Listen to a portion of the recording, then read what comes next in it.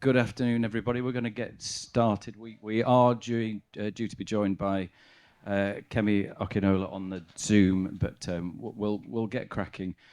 Thank you very much for coming to join us for this afternoon's session, which is entitled "How Can We Revive Our Flagging High Street?" It feels like the right terminology to use as we're sitting in the grounds of the Minster. We are blessed this afternoon to have probably as good a panel as you could bring together to discuss this subject matter, which is very close to all of our hearts. So I'm delighted to say that we're joined by Mark Robinson, who's chair of the Government High Street Taskforce and co-founder of Ilandi. Ibrahim, who's a retail strategist and also a board member on the Government High Street Taskforce. We've got Edward Harrowsmith of Helmsley Group, York-based developer.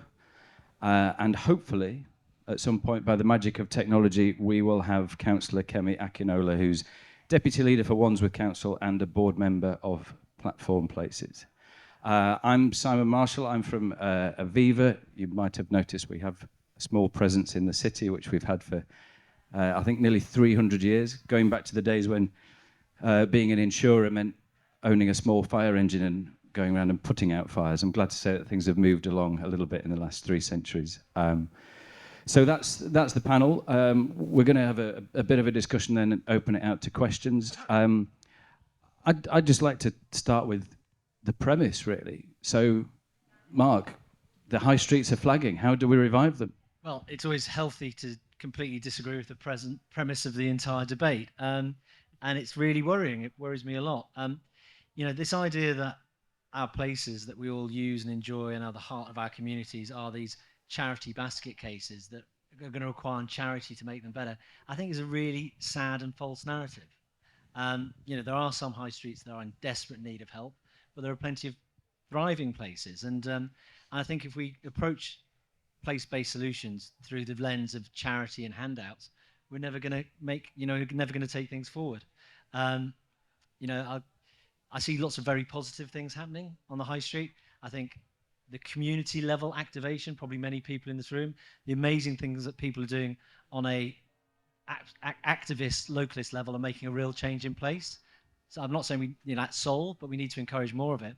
But what we're missing, and this is the massive problem, is the real capital that we need to play. The government is putting billions of pounds into various high street funds, and yes, they're completely administered appallingly through competitions and everything else.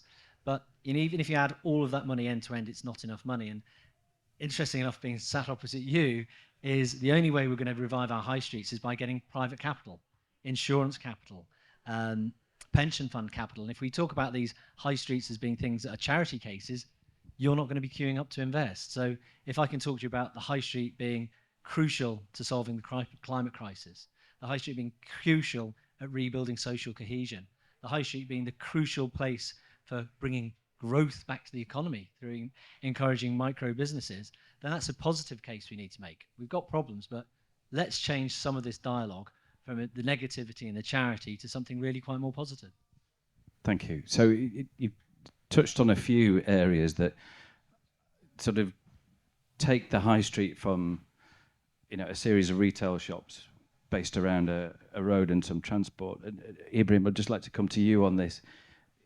It sort of feels like there's an element of place here that we're not really talking about. We talk about it in regen projects because it's kind of easy. There's a big red line around a piece of land. But perhaps if you'd just like to touch on the element of place in how we can really make the high streets sing.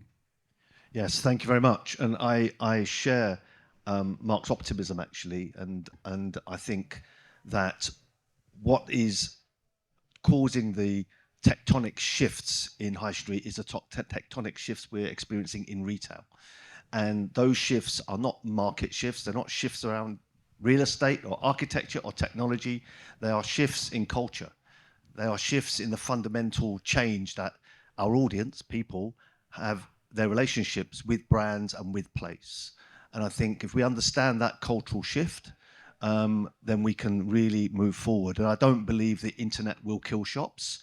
It will liberate them to be wonderful experiences in wonderful places. And I think those wonderful places, this idea of placemaking, is critical, and I think that is to do with and how we can achieve that is to have living, breathing, organic public realm.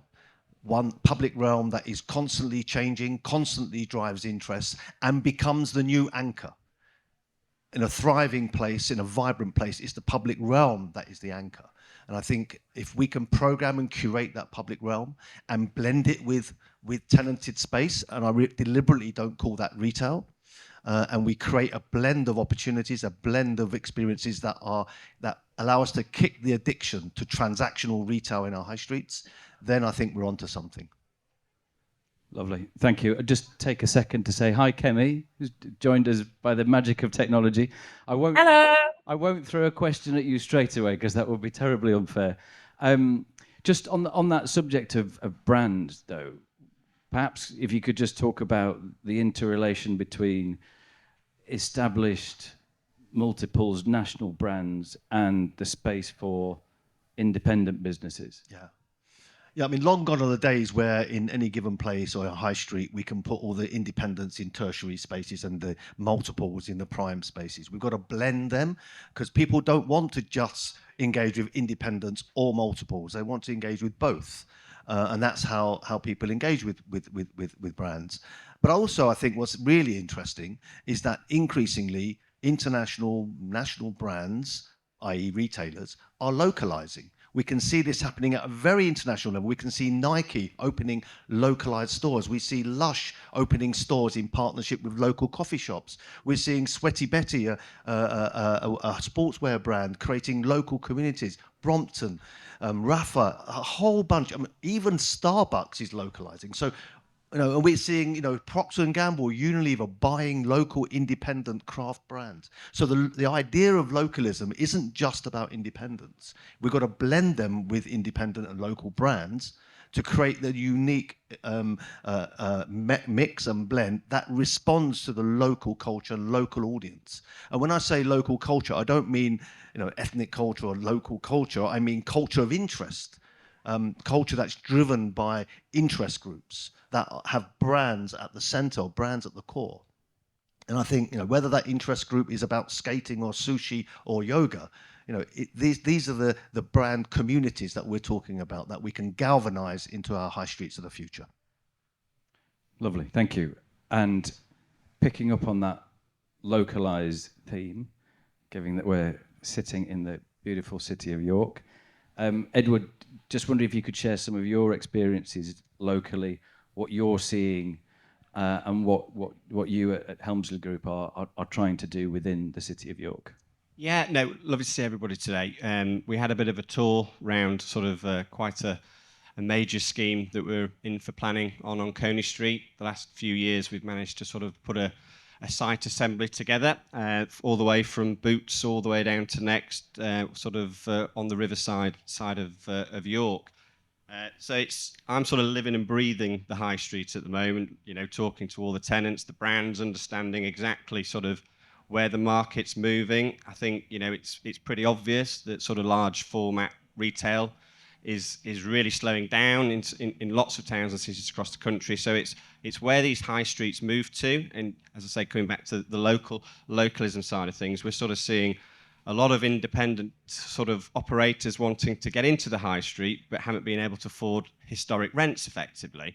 Whereas, it's very much, from our perspective, going forward in York, is having a real view of an independent-driven scheme but sits alongside multiples, the national multiples, but on a sort of a reduced retail space.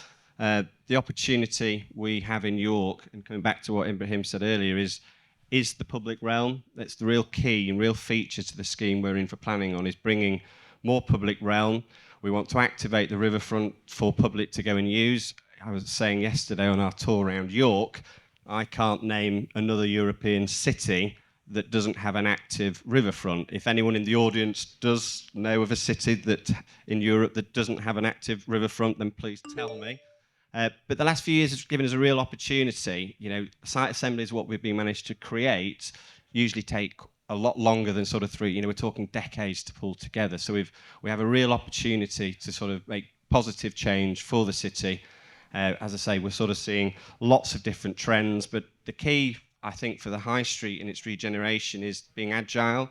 You know, over what the last few years has taught us, that markets are moving so quickly. So it's very difficult to say the future is going to be this, because we don't know what next year is going to bring, or 2 years is going to bring, or when the development comes forward, where the market sits. So it's being agile and having flexibility, in my opinion. Mark, I think you wanted to come in there. Yeah, it was brilliant going on the tour yesterday. It did make me feel profoundly old, though, because one of the blocks that Ed's redeveloping is 1 to 7 Coney Street that used to be a Debenhams that I turned into 4 shops 25 years ago, and is now getting redeveloped in my working lifetime. So that makes you feel really old. But the interesting thing was, when we did it, we took an old department store and split it into 4 shops, smaller shops. We didn't have a thought for the upper parts. But actually, one of the key parts of the development they're doing is bringing living into the town centre. Which I think, you know, is fundamental and key, isn't it? To not just talking about York here, we're talking sort of high streets and cities across the country. Obviously, the old retail format that used to be big box retail, all the upper floors are either storage or being mothballed, but these are places to live. We have a huge housing shortages and crisis in the country, but we've got so many spaces above these shops in the city centre. We want to sort of reactivate those and have people living there, breathing and being in the city centre. Kemi, I'd like to come to you now, if I may. We've had something of a local York perspective. It'd be great to hear what you're seeing from your work in Wandsworth, where I imagine there are some of the same pressures, but maybe some different ones as well. Can you hear me? We can. Excellent. Hello, and thank you so much for accommodating me being away. I'm sure I met some of you in person yesterday, but now I am in Manchester. I think I didn't hear what the first speaker said, but I imagine I probably agree with them quite a bit, because the high streets are definitely changing a lot. In our opinion, as a local council, they're really, really important, because it's where residents meet, it's where they eat, and it's where they experience new things. I just want to point out that we have Putney and we have Battersea, and neither of them, I would say, are like very active riverfronts, and those are things that we really need to. Well, those are things that we're working on changing at the moment. But when you have had, you know, many years, I don't know, let's say 50 years of underinvestment in areas, then we're really starting at a base level. Key for us is how our residents find their way around our town centres. I'm thinking particularly of Putney, which is really our worst town centre. It's in decline. We have so many vacancies. We have landlords who are land banking, and landlords who would prefer to have their properties empty than to lease them to anybody. And even the reduction in business rates isn't enough of an incentive to really encourage them to open up their shops. So that basically leads to a decline in the high street. For us, we think, you know, COVID moved a lot of people online to do a lot more online shopping, and they haven't quite managed to negotiate their way back onto the high street. We have a really good example of a Debenhams refurbishment, which is Gravity, which I'm sure you know, 2 of the other speakers at least can really waffle on about, because they love it. So Gravity is, you know, it's a sort of, I don't know, entertainment space, which really has brought young people and some older people back into the shopping centre Southside in Wandsworth, and then that also has channeled people through it, even though I only use Gravity as a walkway through, but some people actually stop there, but use it as a walkway through into the main shopping centre, which is just there. And I think what's really key for us is we have a lot of complaints, like loads of complaints about our high streets dying, and you know, a lot of people saying that they would like to see more independent shops on said high streets. But when we ask them, when was the last time you shopped at the independent shop, they would say they don't shop there. So it's not just a responsibility of local councils or businesses, but also residents have a responsibility to shop and support their local businesses and support their high streets as well. The other thing that we really worry about is what we see when there are lots of vacancies in an area and then new shops come in. They tend up to be dominated by, let's say, for example, Balham, where I know one of the other panel members lives. It's dominated with coffee shops, and that also, like, you know, dominating a high street with one type of business isn't good either. Thank you. I'm really interested with the piece around vacant units, and that, particularly thinking about the retail component for a moment, the relationship between landlord and retailer, and what we think about how that relationship needs to either evolve or completely change from how it is today. Any thoughts? Not directing this at anybody in particular, so jump in. Okay, Kemi, I was the first to speak, and I know for a fact you don't agree with everything I say. So it'd be great at I started by painting a positive picture for what's happening on the high street and how community groups are organising to make life better. So if you could talk about platform places in a tick, that'd be awesome. So the relationship between landlords and tenants. Well, first off, I hate that expression. You know, landlord, you think monopoly, you think mustachioed, twiddly, you know, nasty people. And to be fair, some of them are. And actually, frankly, as a class of people, they've behaved pretty abominably for about 3,500 years. I think we now realise that to make place work, it's a partnership. It's a partnership between owners and occupiers with a common interest, owners, occupiers and communities with a common interest, and occasionally local politicians. So, yes, I think it has changed profoundly. And I think, weirdly, COVID helped because it broke down some of the barriers of it being very confrontational to being, we are all in this together. And how do we work together to make places better? It's not perfect, but if there's, you know, there's very few good things came out of COVID. But if one of them is a better dialogue and an alignment of interest between the owners and occupiers and communities when it comes to property, that's got to be a good thing. Ibrahim, I think, were you wanting to jump in a minute ago, or was that on a...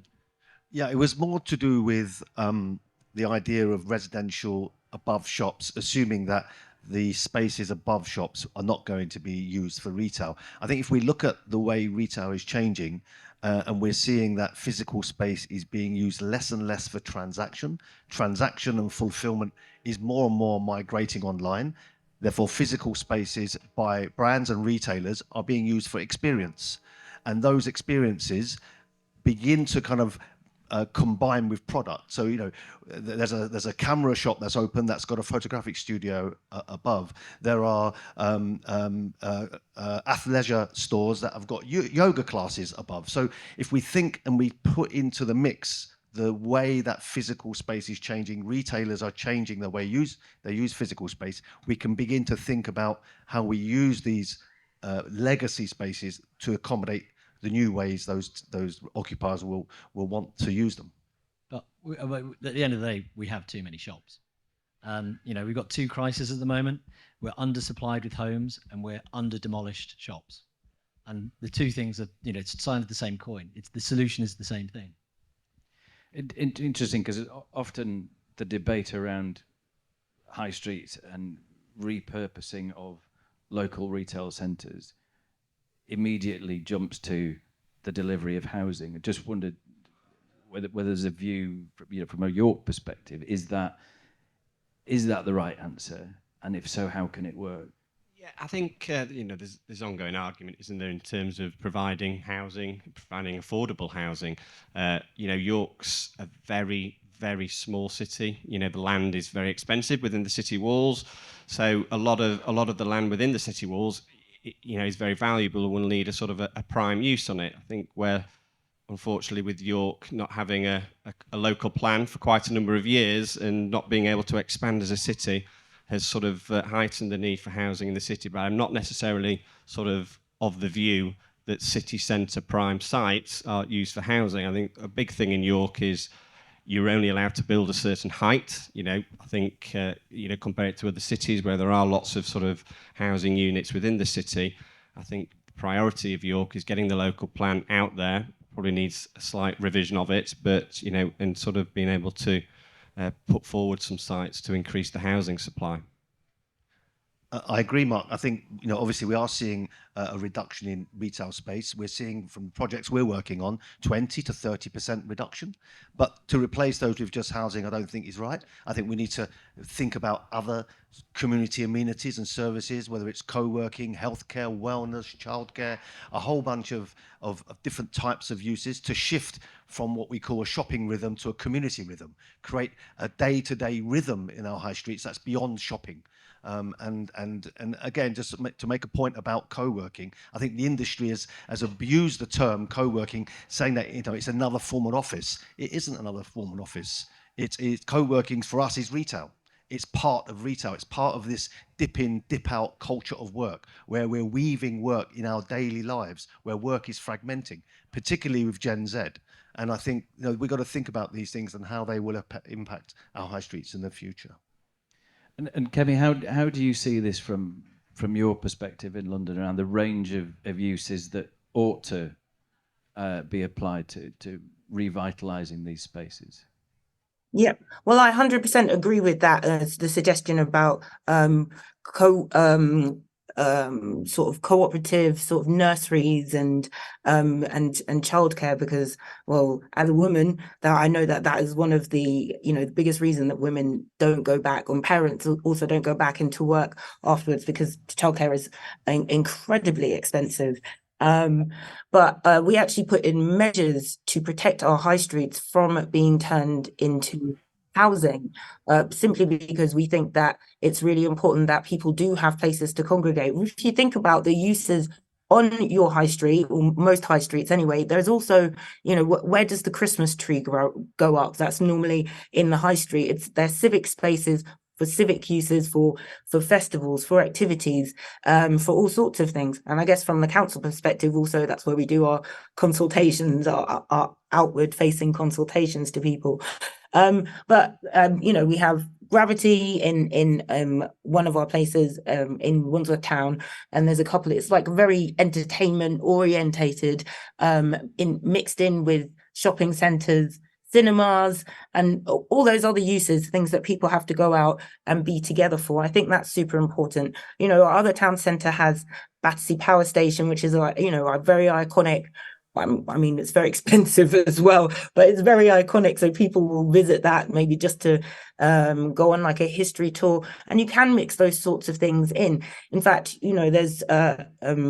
there's an agreement with most new builds that they do have to provide some sort of arts or culture within their new buildings, and that's the kind of thing that we are encouraging. So I do agree that we should, have other types of uses, but I don't agree that they should be housing. I can't remember which talk I was at yesterday at Big Tent, but someone was talking about it not just being the destination, but also the journey to the destination. That is really important. If you live there, you're less likely, as we all do, you're less likely to take part and do things that are right on your doorstep.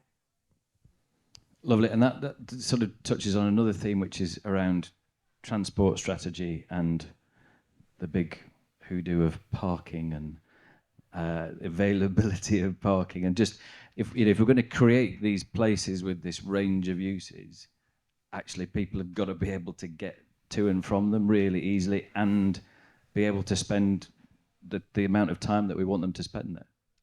We've got some really hard choices facing us in respect of car parking. Shopping malls and our town centres are based on a car-based culture, and the majority of our shopping malls and town centre car parks were built in the post-war period out of reinforced concrete, which has a life of 25 years if it's well maintained. Spoiler alert, nobody's maintained them, and they are starting to fall down. Not quite en masse, but it's getting close. There's a lot of car parks getting by year on preventative action plans with patchwork, and they're going to have to be replaced. And replacing a multi-storey car park in a town centre, whether you're a council or whether you're a shopping centre owner, it's about 25 to 30 million quid. And I think at that point, we're going to have some pretty profound decisions to make about, do we continue with this car-borne culture as a way of making our places work? Are we going to take that £30 million and do something that's a bit more fit for the future? So you can guess my view on it. Other views from the panel? Yeah, of course. It's sort of, it's city centre. It's a balance, really. I think it's, looking locally, infrastructure and sort of being able to get access into the city is so important. We're not particularly blessed with it, so it's to have a thriving high street, you've got to give the opportunity for everyone, be accessible to everyone to be able to access the cities. It's really, really important. The only thought I have is imagine the amount of carbon that's embodied in all that concrete. Yeah. And I think that's a really important thing that we think about. And the difficult tension is that often those car parks are significant revenue generators for local authorities that are not exactly awash with income. So there is a real tension. I'm just thinking around our timing and assuming that we're still finishing on time. What we might do at this point is open out to some questions, and I'll try to do it in the right order. But please shout at me if I'm not seeing you. So anybody have any questions or thoughts on what we've heard so far? Or does anybody have a story of a thriving place they'd like to share? It'd be nice to channel a bit of positivity. Yeah, I'll give you like about half and half positivity, less positivity. From where I'm from, like middle-sized town in Derbyshire, we actually won like High Street of the Year in 2019. But recently we lost all our banks, lost the leisure centre, World Heritage Site, but museum shut. So and lost some free car parks, which again, for the point you made, that's probably understandable. But then equally, we've got loads like new coffee shops and stuff like that opening up. So it's kind of that balance. But obviously, the discussion, rightly, is on places like York, a bit bigger, but for like smaller towns like mine and villages, how do we kind of focus on that as well? Where we're less likely going to have like the multinational brands that were mentioned, and it is going to be more about independence. But if we're losing a lot of the infrastructures that you would want in a town to be able to go, like how do you keep regenerating that, if that makes sense?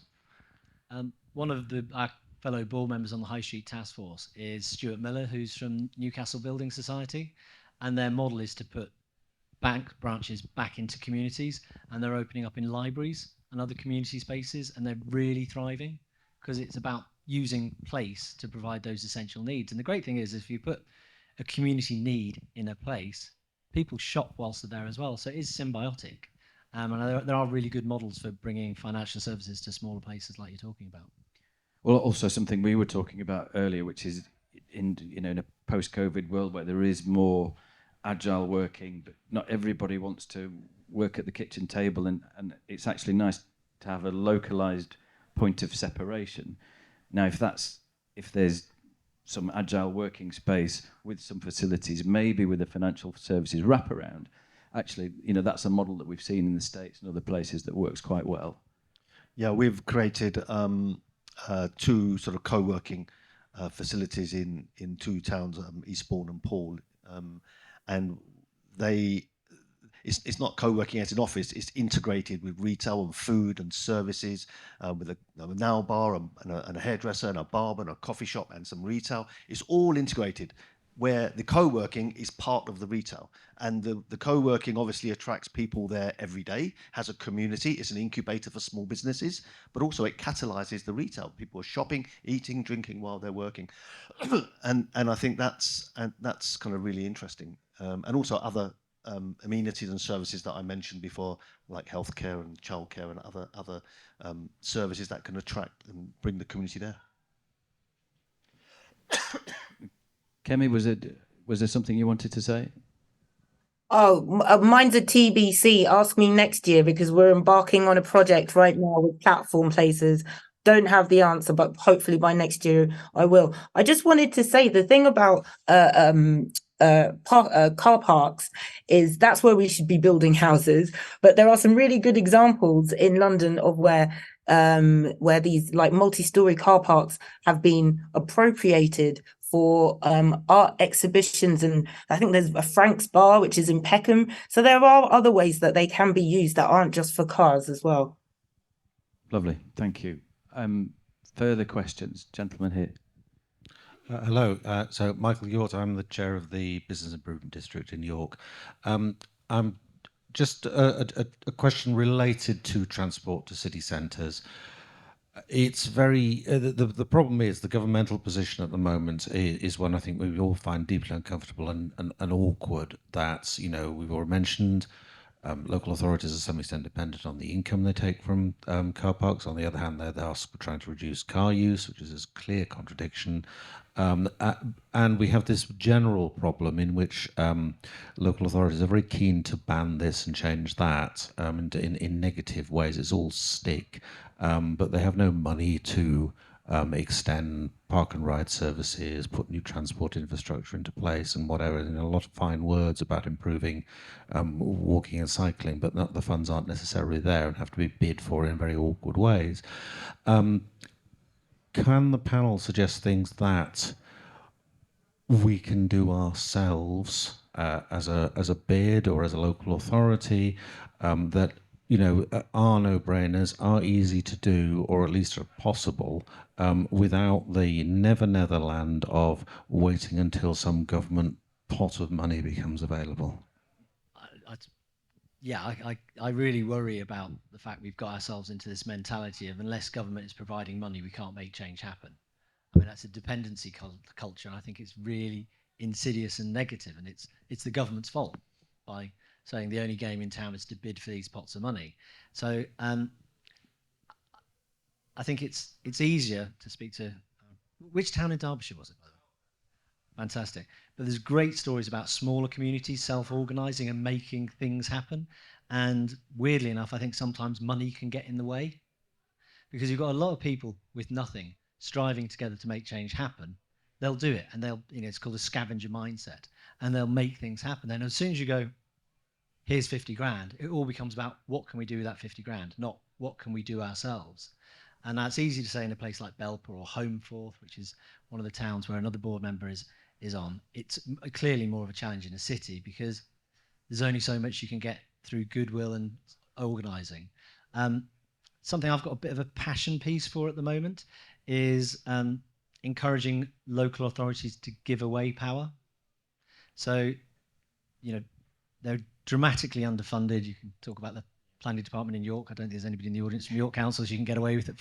But you know, they're so overstretched and they're trying to find services which they're not best placed to do it. And I would imagine if you've got a small street of shops, you're probably going to be better at cleaning and at security and maybe at marketing. So rather than just having a sliver of a budget, if they got given the budget and the power to self-organise to sort it out themselves, we could make the power of collaboration and community with a little bit of existing money go much further. But again, that works better in smaller places and cities, I'm afraid. We had a question over here from the lady in the green shirt. So this isn't a happy story that Mark wanted, but it might be, and the happiness is hopefully provided by our five great panelists in the from Bristol, Knoll West, and in our high street. We've won the jackpot. We've got £15 million of levelling up money coming our way, and I guess our nervousness is like, how do we not mess it up? And actually make it be that once in 100 years shot to get it right again. And we had a high street when it was first built in the 1930s that had a swimming pool and a cinema and a ton of independent shops, and pretty much they've all gone now. So love to know what each of the panelists, what would be your first move to make sure that we use that money right? I'm going to go to Kemi first on the question of great having the capital. How do you not mess it up? I would say bring your residents, your stakeholders along with you. So the first thing I would do is hold a consultation meeting and really just ask them what they want to see on their high streets. On that high street talk that we went to yesterday, I actually took a video of that beautiful street sort of, what do you call it, model that was made, and you told and I think he's on the panel actually. He told a lovely story about a lovely story about children coming in and moving bits about and putting a dinosaur on top of a building, which was funny. But I think the first thing I would do is bring your community along with you with a big old consultation. Yeah, it's vitally important. You know, we've been in York, we've been sort of having public consultations for probably about 2.5 years, getting all the stakeholders together. As Kemi just said, we've got a community space with the York University on Coney Street, which we have they use, and they bring lots of sort of people in and do lots of various events from there. And we brought together a very detailed model that we got a group to build for us of York City Centre. And we've had everyone you can imagine come in and give their views. As Kemi said, we've had lots of children coming in and telling us what we should be doing and what should be building and what we should be sort of putting on top of it, like she said, dinosaurs and things like that. But I think for me, the starting point, as well as the public consultation, taking it up to sort of that perspective, is making it as attractive as you possibly can for a sort of a minimal amount of money, brightening it up, looking at the shop fronts, things like that in uniform, and making it attractive. To say it's really difficult is the high street at the moment, in terms of it's unloved, it's dirty, and just this sort of, getting the public involved and say, look, let's make this high street, get as many of the communities together, and let's have a few days, whatever it might be, just doing a little bit that sort of just improves the aesthetics slightly or whatever, and it'll feel as real community event. You'll have it might generate some interest or whatever. At the moment, I think it's a real put-off on a lot of high streets throughout the country. It's how dirty and unattractive everything is.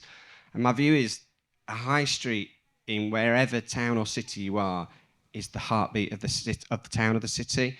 If you don't have a thriving high street, it has such a wider ramifications in terms of inward investment, all these types of things, where people want to live, where they want to spend time. So for me, the high street is such an important part of where people live. I can suggest what not to do, and that's go straight to an architect. They're very, very expensive. And yeah, there's other reasons. But I mean, in terms of our, with all respect to one of our star team who are outside, Tom, who's an architect, but I mean, in terms of what we do is as well as the consultation that Kemi mentioned, I would. There's a tool that you can use to map social media behavior to understand exactly what people are interested in, what brands they follow, what food they eat, what music they like, what's important to them. You can do this observationally as opposed to asking them. And that's what we call the human truths. That's ethnographic. So I think that piece of research is important. The second piece is doing the data analytics to really understand how much commercial space is supportable. And not just build it and they will come, or open shops and they will come. I think getting that data is really critical. And then the third thing, and on the High Street Taskforce, we have found that I think it's 68% of local authorities do not have a vision, do not have a story that describes the proposition that is unique to this place. And I think defining and crafting that story of your place, that is the start of creating a true spirit of place that's localized. I think is the most important starting point. So we really, and everyone, all stakeholders understand what the esprit de corps is. What is this, what we're trying to do here? And from that, then you drill into the physicality and the mix and all the other stuff. Okay. I think it's a brilliant question, and it makes me really quite sad. In fact, it doesn't make me sad, it makes me quite angry. Not the question, the fact you've got to ask that question. So the way the government is allocating these monies, the implied threat is, if you don't do as you're told, we'll take it away. And if you don't do the project you said you do, we'll take the money away and you'll never get any money again. That's what's driving the fear in your question. And that's just insidious and it's disastrous, and it results in places up and down the country ticking boxes and doing things to please a civil servant. And I love all the civil servants in DLUC, pleasing some civil servant on Marsham Street in SW1 rather than doing what's right for your community. So if I had a bit of advice would be, I'm not going to say that, it starts with F. Do what's right for your community, because you might just get one chance with this money. If you do the right thing, more money will come. Hello. It's a sort of comment of having lived in lots of places which have had idiosyncrasy, and recognising the value of what artists and creative designers, etc., can do without strategy. So living in Melbourne, which of course did see in the 80s was, a depressed post-industrial town like many others. Of course, now it's seen as a thriving hub of street art, designer, culture and everything else. But of course, these places really is only as good as the creative people who live there and get on with it. So, in a sense, this is a question for all of you, because you have positions, and that also means it comes with regulation and statutory definitions of what can and cannot be done. But what strategies would you recommend individually to people in this room or other people living in York, for instance, where they can do interventions and get away with it, where you give away your authority to let people do things rather than stop things happen? Okay. Oh. It was a York-focused piece. So maybe Edward, if you want to comment. Yeah, I mean, in terms of what, can you just sort of explain that a little bit in terms of what you think they can achieve together without having to sort of take necessary. What I'm really getting at here is that, of course, that if you look at the government funds that are being discussed, and some people are lucky to have like future high streets, etc., so where I live, perhaps, but the timescales are unrealistic. The planning process that exists within the local authority is so stringent. The decision making is so siloed within local authorities generally, even if they're trying hard. And that then for creative people to actually do things, they feel stifled, or they're actually going to get prosecuted to do the things that you really need to transform your towns and cities. Yeah, so this isn't a York specific. No, I know, I understand. And in terms of, we as a business have provided lots of sort of spaces effectively for these types of creative people and sort of providing that accommodation. It's a real difficult one because we want to sort of create spaces for people, but we can't bring them to the spaces, if you know what I mean. I think from our perspective is making it more aware of what we're able to achieve in terms of those types of things, in making it more publicly accessible, or to get the information out there and have sort of more of those bodies that will say these are the types of things we can achieve. But it's getting that messaging out to the right people is my view. So, sorry, that doesn't really answer the question, because really what I'm getting at is I'm talking about letting things happen. Kemi, do you want to come in? Well, I mean, I think things are different in each city, borough, district. The way that I might allow someone to activate a space is different to how another councillor might want to do that. I have some really amazing officers, so if someone does go ahead and start doing something and it is for public benefit and they don't have the right sort of checks and balances, we'll work with them to put those things in place so that the project, whatever, can happen. Immediately what I thought when you first asked the question is about growing, because if you find a piece of council land in Wandsworth anyway, I think it's across the whole of the UK, but I'm just going to talk about Wandsworth. You find a piece of land in Wandsworth and it's owned by the council, we will allow you to start growing on it without any fuss. And I think that's something that there should be more of, because we would like more greenery in our town centres anyway. So you can do that in Wandsworth, but maybe not everywhere else. Let me try and answer the question. Yeah, I would, if you've got vacant spaces, I would just give them over for nothing to whoever wants them. And whenever I've said that in the past, by and large, the real estate industry, but others would say, what do you know? You're a fluffy design consultant and you never built anything in your life. Well, if you go to Poole in the south coast, that's exactly what LNG have done, the biggest institutional investor in the country. 20 shops given over free of charge, and it completely revitalised a place called Kingland Crescent. Go to Folkestone, it's exactly what they've done. So all the stuff we've been talking about for years is beginning to happen.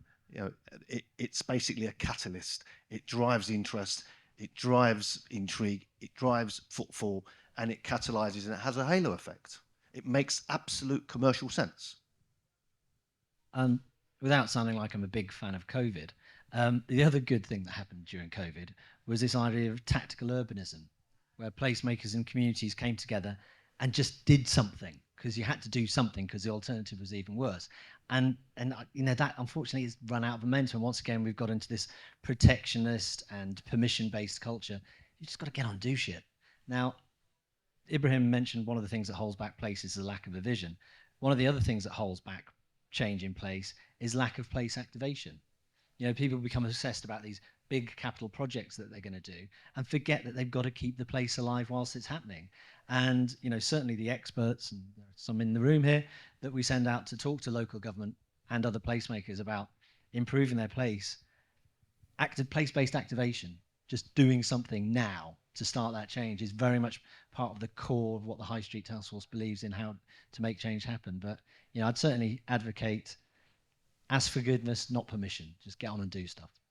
And that brings in things like meanwhile uses, and there's some great examples here. So Thursday evening, I was at Spark, and actually, what an incredibly vibrant environment they've created there. So it proves it is possible. Can we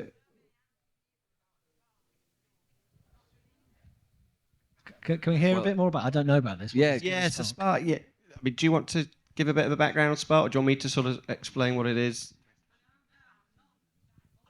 No, Spark in York is a social enterprise. Effectively, a couple of guys that set it up. It's a council piece of land that's probably been earmarked for social housing in the future. But there's what they've been able to put together on there is a very mixed use of materials. There's lots of containers and things like that, double level.